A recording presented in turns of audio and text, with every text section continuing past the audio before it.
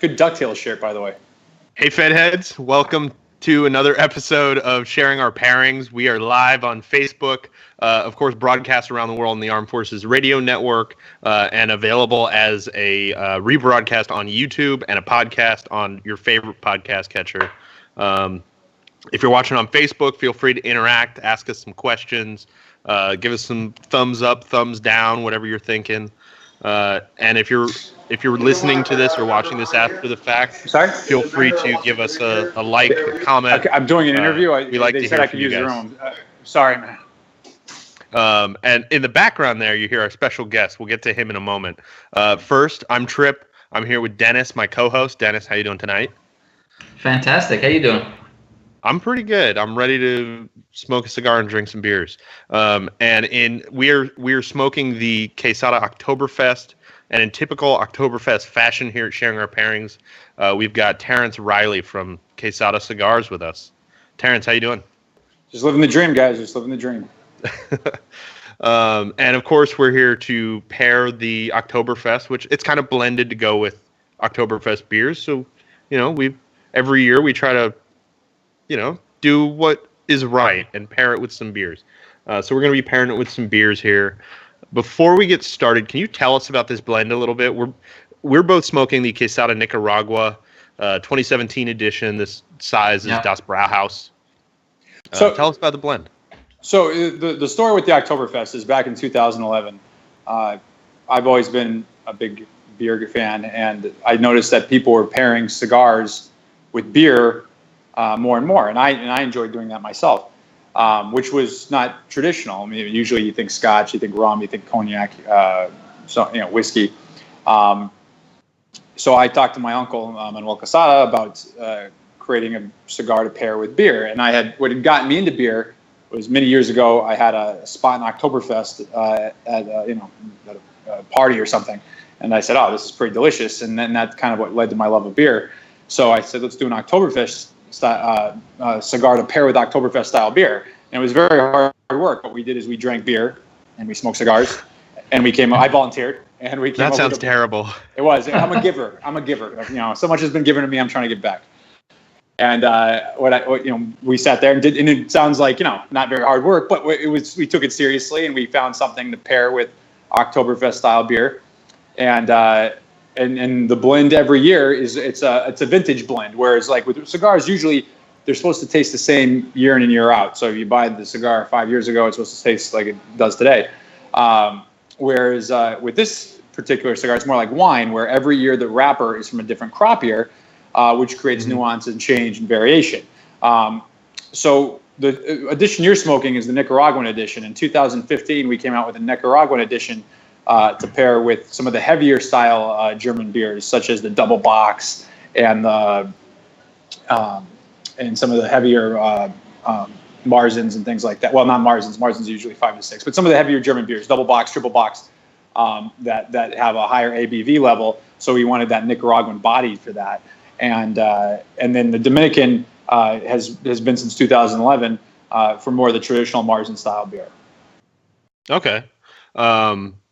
And so, can you tell us what's the wrapper and the blend contents of the Nicaragua that we're smoking? So the Nicaragua has got a wrapper from Jalapa, and then fillers from several areas in Nicaragua: Esteli, Ligero, some Seco from Condega, and then some Ometepe in there as well. So you've got kind of a nice mix of the regions of Nicaragua in there. So it's a Nicaraguan Puro then? Yes. Oh, I didn't realize that. Interesting. And the Dominican is a Dominican Puro as well. So I knew that part. I wasn't aware that this one was all Nicaraguan. I figured it was just a slight change. But that's good. It's very different from the Dominican version. Absolutely. And of course, we're here to drink beers. So I'm going to introduce my first beer. And Terence, we didn't ask this before the show. Do you have 3 beers, or do you just have one? Or two? I just have I have one currently, because I'm currently in Casa de Monte Cristo in Miami, the cigar bar, amazing place, and I have the beer they're featuring tonight, which is the Kronbacher, which I hope I'm pronouncing correctly. Very tasty. It's the Dunkel. The malt flavors on it go excellent with the cigar. And cheers. So my first pairing is kind of a classic in the realm of Oktoberfest, which is Paulaner Oktoberfest Marzen. So Paulaner is it's one of those just classic German breweries. They were founded in 1634, and they're brewed in Munich. And of course, they have to subscribe to the Reinheitsgebot. So You said that well. I've said it a lot of times. That's I can't why. say it still. Reinheitsgebot. Yeah, I struggle with that one. I also took German for 4 years in high school and don't remember almost any of it except pronunciation. Well, you're a step ahead of me.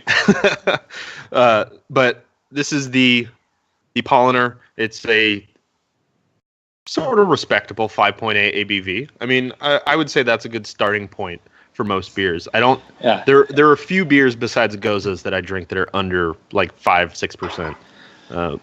Dennis, what's your first beer?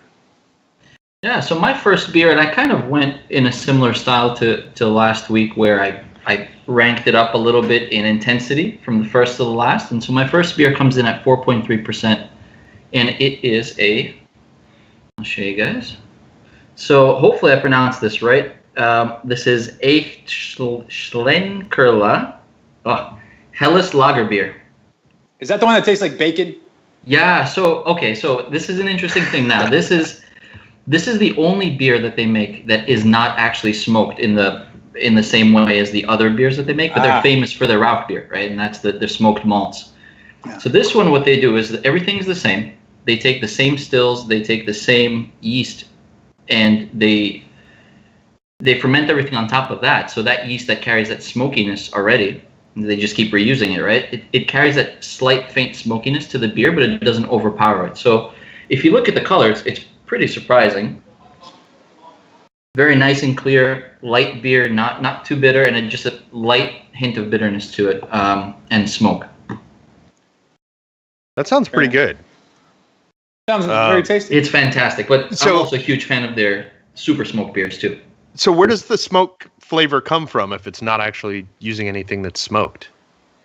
So the copper pots that they use to brew the beer. Oh, okay. They've just absorbed so much of it. Yeah. And also that's the yeast kind of cake. Awesome. And essentially what happens is they take all the beer off the top of the yeast cake from each batch, but they leave that cake there for the next batch to go on top of. And so they just keep cycling it that way, and so some of that smoke flavor goes through. And I think predominantly they're a smoked beer brewery, if I'm not mistaken. Yeah, that's mostly where their kind of wheelhouse is. And actually, to be fair, I should have said this. They're not exactly a brewery. They brew the beer, but they're actually famous for being a brew pub. So there's an actual place people go and hang out.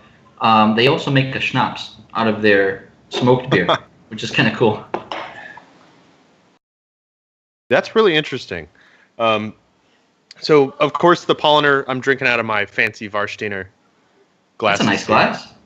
I like them. They're rimmed with gold. Which is a nice touch. And I've noticed, so I've actually, there's a kind of a diner kind of place nearby. And part of their thing is that they serve Warsteiner and they only serve it in these glasses. And I went there and I noticed theirs have gold paint where mine is actually like gold leaf. So I don't know how I got the fancy version. Luck of the draw. Yeah, I guess so. I don't even know where I got these. I think they were a gift from somebody years and years ago. But the Paulaner, I think this is a good beer to start off with. Like part of the thing for Oktoberfest beers is it feels like something that you can drink at like a festival. And this definitely has that, where it's kind of like drinkable, but it's got a little bit of body and a little bit of flavor. I like it. I think it's got just a touch of hoppiness and just a little bit of like that sweet maltiness. It's kind of like an amped up version of a Pilsner, if you're not familiar. Yeah, that's a great way to put it. How's your first one going with the cigar, Dennis? I have to say I'm loving it so far. I think that it's carrying really nicely. It is a little bit light. The beer itself is light, so right now almost the flavors of the cigar are kind of overpowering slightly. I don't want to say too much, but just a little bit. Okay. The cigar's overpowering the beer, or the beer's overpowering the cigar? So cigar's overpowering the beer a little bit. Okay, Yeah, I was going to say. Yeah, the ABV is a little. That cigar was meant to go with a much higher ABV. Definitely. And it's kind of a thin buy, but it's an easy, light drinking, early autumn type beer. What about you, Terrence? How's your pairing going there?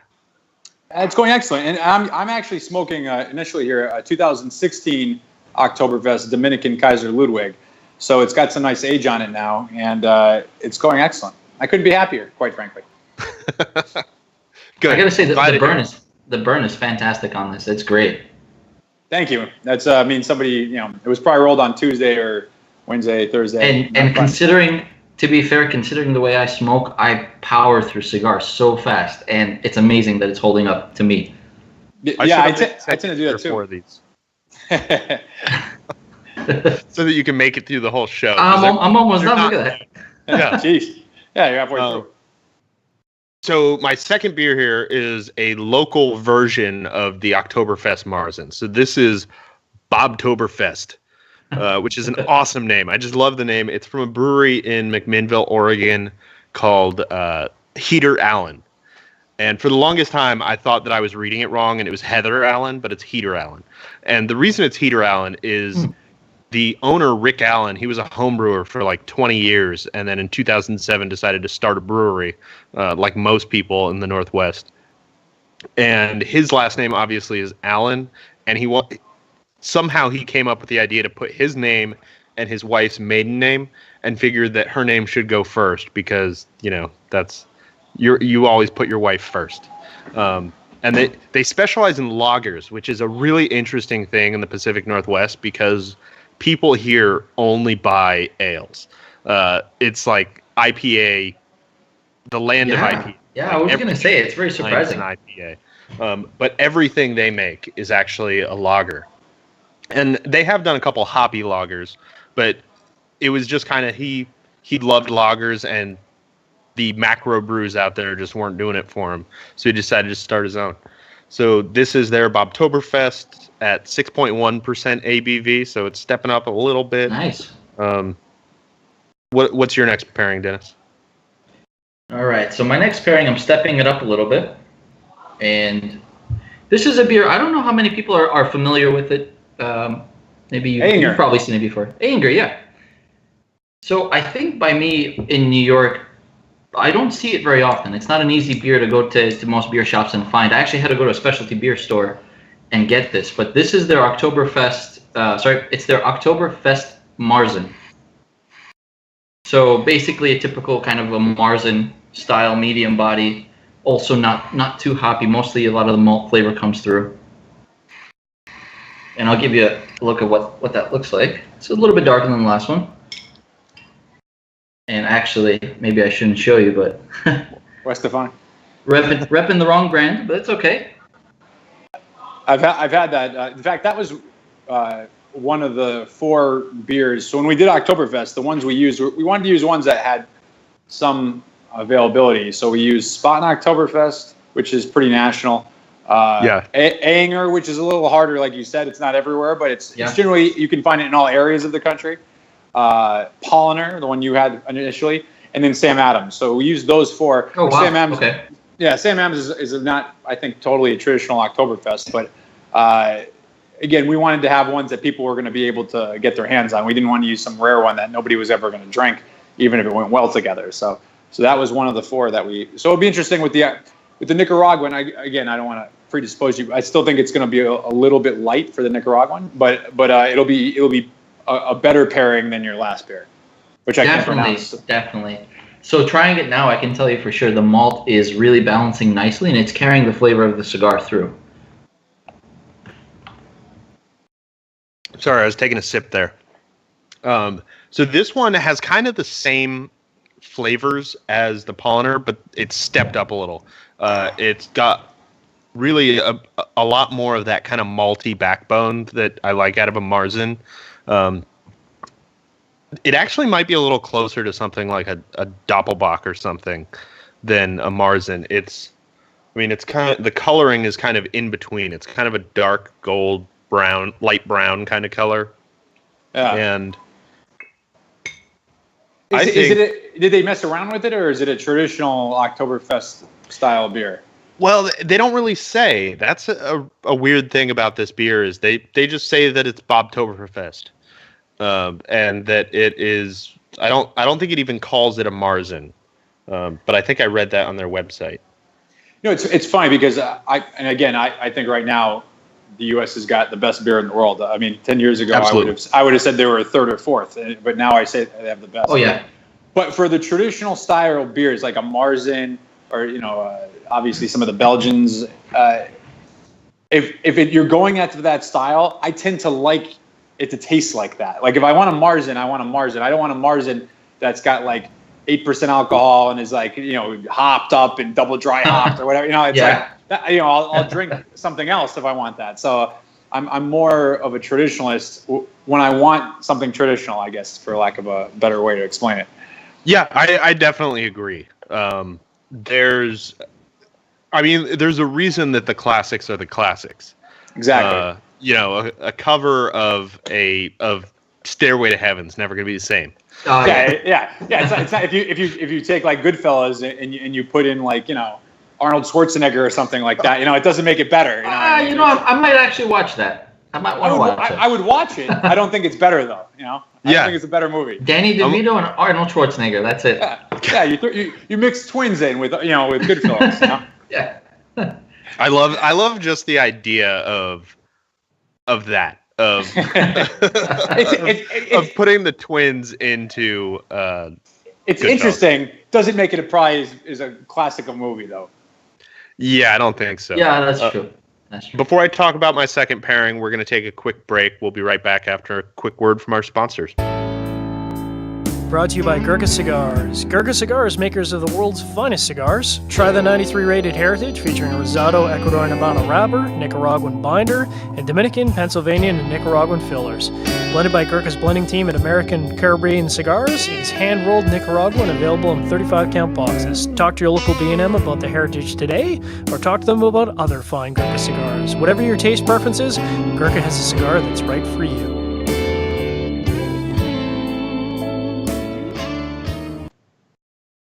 All right, welcome back to Sharing Our Pairings. We're here pairing the Quesada Oktoberfest Nicaragua with some traditional and non-traditional Oktoberfest-ish beers. So before the break, I introduced my Bobtoberfest. I talked about it a little bit. I think this one's it's definitely beating the Polliner, probably because I'm smoking the Nicaragua. And like you said, it's a little bit stronger. It's kind of meant to override a typical Marzen, and this is just kind of an amped up version of a Marzen, which I think goes well with the Nicaragua. So now that you're a little bit into the cigar, how do you feel the cigar is developing? Because I'm getting some really intense, rich notes, some dark chocolate notes from my cigar, and I think it's going really well with my beer. Yeah, I think this is the first time I've actually smoked the Nicaraguan version. It's a lot spicier, as you would expect with Nicaraguan tobacco. It's got more of that kind of like earthy richness and some of that dark chocolate that you were talking about. It's just kind of, it's more Nicaraguan. I mean, I don't know a better way to put it than more Nicaraguan. Yeah, and this is something that you don't hear very often about cigars. Usually you hear pipe smokers say this, right? You talk about room note, and man, the room just smells fantastic. Like if I could get this in a candle, this would be lit all the time. Well, yeah, that's for next year. The Oktoberfest Nicaragua candles. Yeah. So I'm going to introduce my last beer here. We're going a little fast because we started a little bit late. This is Thundar the Bavarian from Burnside Brewing here in Portland, Oregon. Burnside is awesome. It's got an awesome name. So this is... It's not quite an Oktoberfest beer, but I think it's actually going to stand up to the cigar a little bit better than the previous ones. This is a Bavarian-style Imperial Wheat Ale.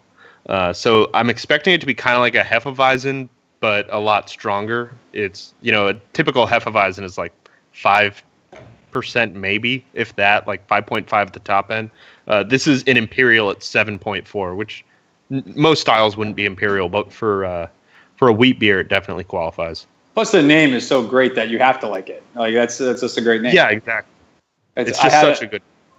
Once I found one called Marzen Scorsese, and it was all right. It was, but it was just like I liked it. But the name, yeah, the name gave 5 more points. It was it was 5 points better. What's your last beer, Dennis? Oh man, so my last beer is a doozy. Let me bring up the full name because I didn't realize the name is much longer than the bottle. So I'll show you the bottle first. So this is from Finland. Ooh. And this is what you would call it's kind of a funky style. It's a sati, which is I don't know if many people know about this style, but essentially it's almost a beer that just includes I'd call it an everything beer. It includes all kinds of different stuff. So barley, rye, wheat, malted, unmalted grains. And then they add in a lot of different adjuncts. So in this case, this one has, I believe it is spruce branches. And it's also smoked. So the brewery is called, all right, bear with me on this one. Vaka Suomen Panimo Asakehitjo. What is that? Are you having a stroke, sir? I think so. That's like 5,000 points in Scrabble. It is absolutely. But the beer itself is called Prukmestar Savu Kataya, and that basically is I think Kataya actually means juniper, if I'm not mistaken. So this one comes at a 9%. It's pretty strong, pretty dark. Let me show you what that looks like. Oh, got my proper glass here. Nice Stein. Yeah. Opera House. Is that from the Opera House, the real one? No, unfortunately not. This is from some drunk Oktoberfest. I ended up somehow this was in my attached to my belt loop when I got home. Hey, at least you didn't wake up in the parking lot with Monopoly money in your pocket. Yeah. And I actually told this. I said this to Tripp earlier before we started. I poured the beer, and it smells like soy sauce. I hate to say it, but it smells like Kikkoman soy sauce. Does that mean it's skunked? It's not skunked? To some, I guess it would be a skunk, but I don't know if that's what they were going for. It's meant to be smoked, right? It's very hard to tell with European beer because a lot of European beer, like Heineken. The only time I've ever had Heineken that wasn't skunked was in Amsterdam, right out of the tap. Everywhere in the U.S. that I've ever had a Heineken, it's those it green tasted bottles. skunk because that's just part of what it tastes. What it tastes like. Yeah. So it seems like a lot of breweries actually kind of skunk their beers on purpose just to get a particular flavor. Yeah. Which is weird. So this one Very is weird. It's super malty. It's intensely malty. It's almost like it reminds me of something we have in the Soviet Union, which is this like basically a bread soda. You take a dark bread, you dry it out, you throw some yeast in it with water, you mix it up, and you let it ferment a little bit, and you get this weird like low alcohol bread soda. It kind of tastes like that, but a lot more syrupy. So I just don't even know how to respond to that bread soda thing. Yeah, That's the craziest thing I've ever heard. What the hell are you drinking? I'll send you some, dude. It's pretty good. I think it's a little bit better than this beer, but these guys are relatively new. They're from 2008, and it seems that they specialize in these kind of weird one-off type beers. So they do a lot of experimental stuff. So hey, good for them. I mean, it's awesome. Not a lot of breweries in Finland. So before I move on, I just want to get it straight. So it smells like soy sauce and tastes like bread soda. Yeah, pretty much. It sounds like that is not a very good pairing. No, I mean, it's not a winner. It's not a winner. It didn't sound like a winner. Didn't sound like a winner at all. Something that is a winner. Thunder the Bavarian. Now there's a winner. It's actually really good. And a name you could pronounce. And a name there you go. It's kind of strange. It's like got so much like citrus notes and a little bit of sweetness and just a little bit of hoppiness, not very much. But I'm like, I feel like they kind of nailed an Oktoberfest style without making an Oktoberfest style at all, because it tastes similar almost to a Doppelbock, just without like the roasted kind of malts in there. So you're not getting that like chocolatey, roasty coffee notes. It's very interesting. It's You got the wheat instead of the heavy malt. So yeah, exactly. And it's really just not as intense as something like that, but it's way more intense than any other wheat beer that I think I've ever had. I think it goes really well with the cigar. It's kind of got like a creamy kind of character to it that complements the spice of the cigar really well. And what does that come in at, alcohol-wise? 7.4%. Wow. And so how is that? Does it taste hot at all or no? It is 11.6 IBUs, so it's got a little bit of hops, but very little. Yeah, it's enough to taste it. Yeah. More than like I don't know, a Bud Light or something, but not overpowering on the alcohol though. Yeah. It's got more than the 3 hops that are in Miller. The 3 hops. It's triple hopped. Yeah. They put 1 hop and then another one and then another one. Yeah. Yeah.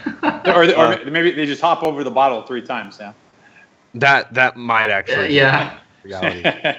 That's the name of the hop. It's hop. Yeah. How's your pairing going, Terrence? I feel like you've been a little quiet since we've I've been enjoying hearing the conversation so much. No, it's really going well. I just finished my cigar, so that's been killed. But again, for me, and again, everybody's different. And I love IPAs, more the Northeast style IPA than the West Coast, with all due respect to my Northeast.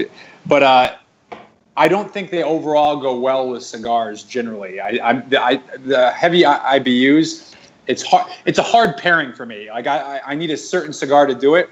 Whereas I feel like something like this is just a natural pairing. I think this would go. I mean, it goes great with the Oktoberfest, but it goes great with a lot. It's easier to pair this basically than a lot of stuff out there. So it's a funny thing with beer. Again, like with Scotch, I mean, again, there's variety with rum, but again, rum's a great example. I mean, there's like spiced rum and there's regular rum. With beer, I mean, a porter and a stout and a West Coast IPA and an English style IPA and New England style IPA and a Gosa and I mean, there's just so many different styles that some, they're so radically different that some work better than others. So for me, this is a perfect pairing. Cheers. So for as far as the IPA pairings go, we've found in John and I's extensive research, we've found that there are cigars that can pair. Absolutely. What you need is like kind of that dry spice. Yeah. Or something like the Kentucky Fire Cured or one of those cigars that has like pipe tobacco or smoked tobacco in it. Yeah. Because you need something intense to offset the intensity of those hops. Yeah, it's not that it's bad. But it's so hard to find something. Is that for most cigars, the bit that that piney resin just kind of overwhelms the cigar, and you don't really get you end up tasting more of the beer than the cigar. That said, I agree with you completely that certain cigars can stand up to them, but it's not a natural combination for me. No, not at all. Man, I'm just loving this Thunder of the Bavarian. Yeah, I'm enjoying it. I'm not even drinking it. It's just such a great name. Great, nice. It looks unfiltered from here. Is it? It's unfiltered? It's very, very unfiltered. It looks beautiful. Yeah, it looks gorgeous. It looks a little more yellow on camera. It looks like, but it's kind of like a dark amber, almost like a creamsicle color almost. Just a little more brown than a creamsicle. Oh, it looks delightful. And we're going to take our second break here, and we'll be right back. This show is sponsored by Cigar Oasis. Don't spend all your time worrying about your cigar wrappers cracking, splitting, or falling apart from humidity fluctuation issues. Set it and forget it by choosing Cigar Oasis, a professional solution which provides equal distribution of humidity with precise electronic controls. Monitor your cigars through the internet using the Smart Humidor Wi-Fi attachment. Why don't you spend all your time enjoying your cigars and relaxing, and let Cigar Oasis protect your cigars? Cigar Oasis has solutions for any humidor. Make sure you set it and forget it today.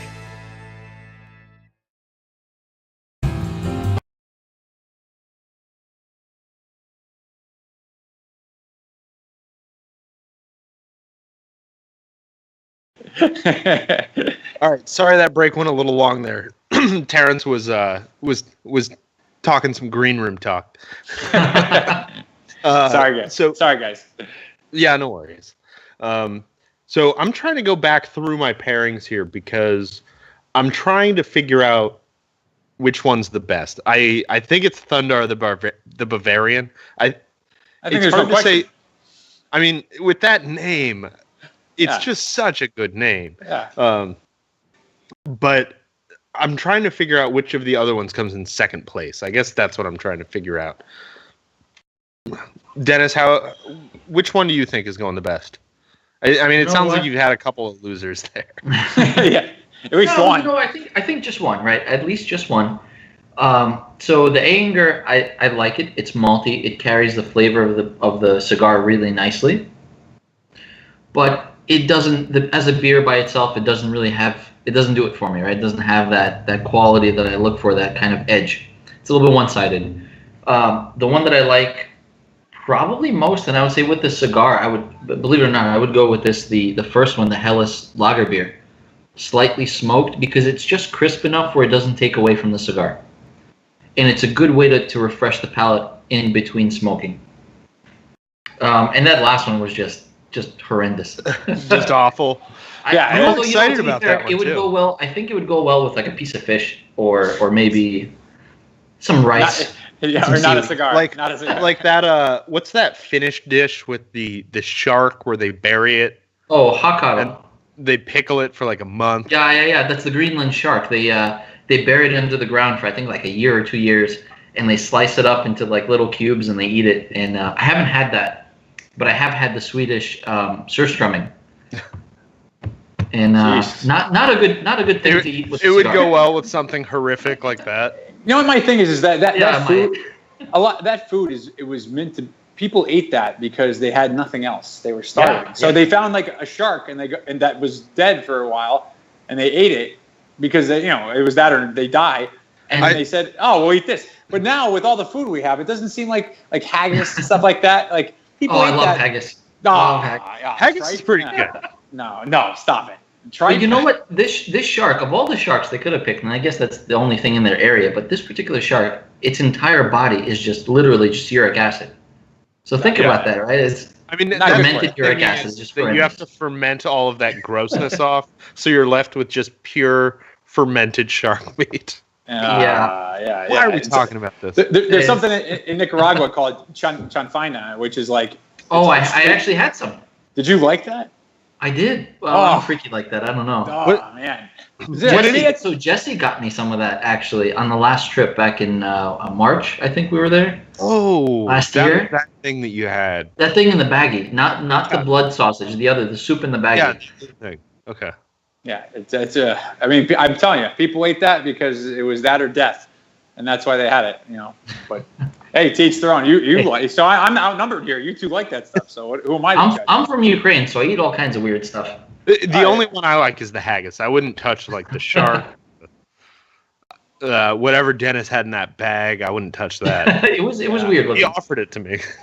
Yeah, don't touch that. Terrence, I had a question for you. I'm just curious. I was thinking about this. Now that I'm smoking a cigar and I'm actually pretty far down. I'm thinking about this, and I like a lot of barley wines. I like a lot of quads and a lot of the barrel-aged stuff. So have you had a chance to drink some of those beers and pair them with the cigar at all? Yeah. I've a few of them. So I've had actually one year I did Dark Lord, which is Imperial Stout. Bigfoot by Sierra Nevada, which is a barley wine. Okay. It stands up pretty well. It's a good pairing. To me, the Nicaraguan edition really holds its own against stuff like that. So I would definitely recommend finding one of those or a different version. But definitely, or Bourbon County. Goes great with the barley wine. Bourbon County goes great with the regular Bourbon County. Even though those are not what we were thinking of when we paired it, they still go pretty well with it. So I think it's an interesting addition to the line, the Nicaragua, because I feel like the Dominican version went really well with any kind of brownish beer. Nothing dark, nothing too light, nothing too hoppy. It went really well with that like Marzen style. Absolutely. The box style. Yeah. And the Nicaragua, I feel like it could hold up to just about any intense beer. Yeah. The funny, the Nicaragua, except maybe some hops. Yeah. Again, hops is a tough. Yeah, it's just a tough pairing. But the way the Nicaragua came about is 2014. Towards the end of my Oktoberfest run, I have had an ungodly amount of Oktoberfest beers of all sorts. And I remember towards the end, I was kind of drinking them and being like, man, this one's all right, and this one's all right. And I was kind of like, maybe I'm just getting tired of beer, and after the Oktoberfest season, I'll switch over to some scotch or switch over to some bourbon or something for a while. And I was at this place called Gnarly Barley in Orlando, Florida. Good name. Great name. And it's still there, I believe. It's a really cool place. And they had a firkin of a double bock, and they just cracked it. And it was absolutely outstanding. And I was like, this is great. But we were sitting outside, and I paired it with the Oktoberfest Dominican, and I didn't feel that the Dominican really held up well to it. So I said, well, we should do something that would go well with this, because this is delicious, and it's a shame that the cigar we have isn't a natural pairing for it. So to your point, the Dominican is going to go with that traditional Marzen style, 5 to 5, to 6, I guess. But once you get in those higher gravities and things like that, and other styles, you need to have the Nicaraguan. Yeah, it's just kind of got that extra kick, that extra spice, and that extra, as Dennis was saying, that richness that you really need in a cigar to pair with like a stout or something. Absolutely. A little bit more intense like that. Yeah, I call it like an earthy grit. It's like it just kind of it's that body that it has that kind of holds its own. Yeah, exactly. We've got a question from an audience. Yeah, I was just going to bring that up. Miller Man wants to know how many pairs of Lederhosen you have, Terrence. Question of the hour. It's fun. I have not had enough alcohol to get into a pair of Lederhosen yet. But it's funny because for the first couple of years, our rep in Florida, we did an event, and he's a pretty big guy, and they in a couple of the shops would buy him Lederhosen, which he would wear. But we made so much fun of him that he stopped doing it. But, I mean, that seems like a great marketing opportunity. A box of Brauhaus with a free pair of Lederhosen. Yeah. I'd buy it. The prize is you don't have to wear the Lederhosen if you buy the box. That's what the deal is. He actually has another question, which I think is a really good question. It's not a joke question. Yep. Which do you guys prefer, Marzen, Hef, or Dunkel? I'm with the cigar, or just on its own? With a cigar. It doesn't have to be like either the Nicaragua or the Dominican, whichever you prefer. With the Dominican, definitely the Marzen. It's just the most natural pairing. With the Nicaraguan, the Dunkel, and I think in general the Dunkel. I like Hefs, but I generally, again, and they pair well. Usually when I have a Hef, I don't pair it with cigars for some reason. I don't know why, but I like them and I drink them, but I don't usually pair them with the cigars. I might need to send you some Thundar the Bavarian. I haven't had Thundar the Bavarian yet. That's an imperial one, so that's not that's a different. Yeah, one. It's not really a regular Hef. Yeah. And again, Hefs go well with cigars. I just haven't paired a lot of them with cigars. I Dunkel a ton, and then obviously the Marzen's a ton. But if I had to pick one of the three, I would say the Dunkel. I would agree with that. I would say a Dunkel and a Oktoberfest Nicaragua. Yeah. No, absolutely. That's a perfect pairing. What about you, Dennis? Wow, that's actually funny because I was thinking Dunkel as well. And just because it's not as sweet as a Marzen for me, and I think that the lack of sweetness balances well with the Nicaragua. Yeah, because it's already kind of sweet on its own. Yeah, the Dominican kind of roastiness that kind of balances out the.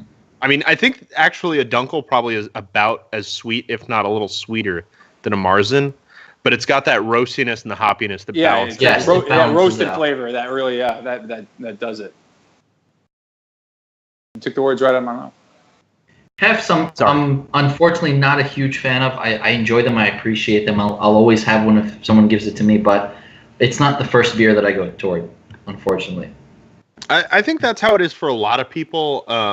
Locally, we have Widmer Hef, which is like they're famous. Yeah, they're famous. It's the powerhouse of hefs, and they're if you go into a bar, almost everybody's got that on tap. But I think that's kind of more of a regional thing than anything else. Yeah, hefs have that clove and that kind of banana taste to them. They're good. Yeah, banana. I never thought about this. A little bit of like banana in there. Yeah. Oh man, I forgot the name of that. The chemical that makes it that banana flavor, that gives it that banana flavor. I forgot. At 9 minutes. I don't know. I forgot the name of it. At 9 o'clock. I mean, this soy sauce, as it warms up, and now that it's pretty much flat, because I've had it poured for a while now, an hour. Thank you. This soy sauce. It's not. Sorry. It would be. This beer would be fantastic for a marinade, and I think that's kind of the nature of juniper branches. And I played with it in brewing in the past. Juniper branches are one of those things where you either overdo it or you underdo it. It's really hard to get a good balance for a beer of juniper. I mean, specifically the branches, not the berries.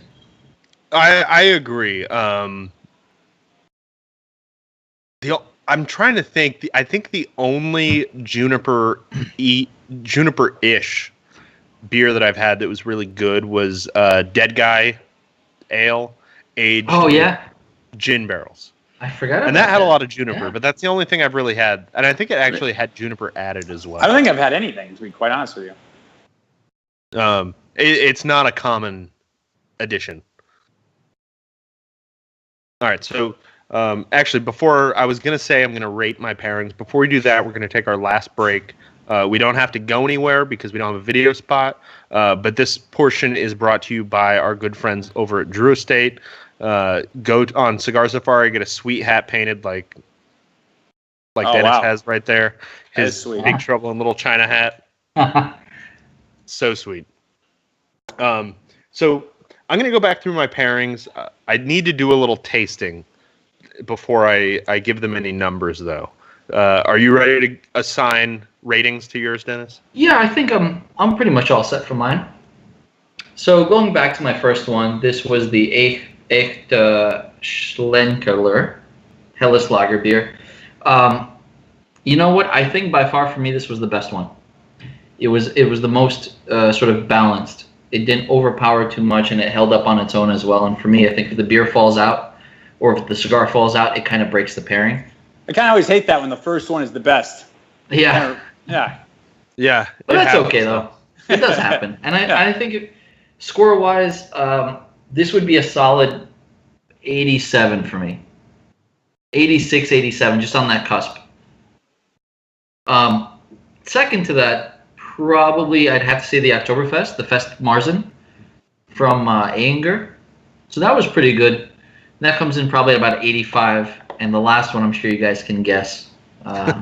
7. I mean, yeah.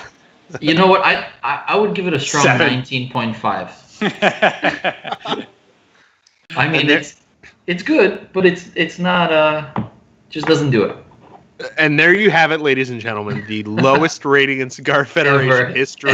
Yeah. I'm glad I got to witness it. I mean, maybe in cigar-related history. I don't think anyone's ever had like under a 70 in cigar. 19.5 is not. I think like Poison is like Hemlock is like 20.1 or something. Like yeah, exactly. Yeah. Getting kicked in the mouth is like 45 on the cigar scale. So mine, the Polliner, after going back, I think this is actually a really good pairing with this cigar. The cigar is a little strong, but personally, I like a cigar that overpowers the beer just a little tiny bit. I think this beer or this cigar definitely overpowers the beer a little bit, but I think it actually works out to be a pretty good pairing. So I would give that one an 88. It would probably be a 90 maybe a 92 with the Dominican version. But the Nicaraguan version just has a little too much spice. The Bobtoberfest, At first I really liked it, but going back, I think it's just too hoppy to be a Marzen. While we were talking earlier, I read that it's somewhere around like 25 IBUs. Yeah, way too high. It's just way too high for a Marzen. Yeah. It kind of I don't know. Maybe my palate is just expecting that low ABV Marzen lager style. But for me, it's just too hoppy to go well with a cigar like this. But then, so I would give that one an 86. But the Thundar the Bavarian, I'm going to need to buy some more of this because I think it just goes so well with a cigar. And it's just a really pleasant beer. I'll show the label one more time because it's not only is a good name, it's a pretty good label. That's a nice label. You're right. I would give that like a 93. That's just a fantastic pairing with just about any cigar that I can think of. And that brings us to the end of our Armed Forces radio segment. I know Terrence has to run. Thank you, everybody, for watching or listening. Terrence, if people are looking for you, where can they find you online on social media? So for the Quesada Cigars, just Facebook and Instagram and Twitter, Quesada Cigars. Just look up Quesada Cigars. You'll find us. Please follow us. Post a pic. We'll repost. It's a great way to stay in touch. We love getting feedback from customers. And any other information you want to have, reach out. You're in Miami, let me know. And then Terence Reilly is my name on Facebook. So feel free to friend me as well. All right. Thanks to all of our Armed Forces listeners. We appreciate what you guys are doing out there, doing things we're not built to do. And the thing that I've been meaning to say every show, but I've forgotten, we want you to drink better, but we want you to drink less.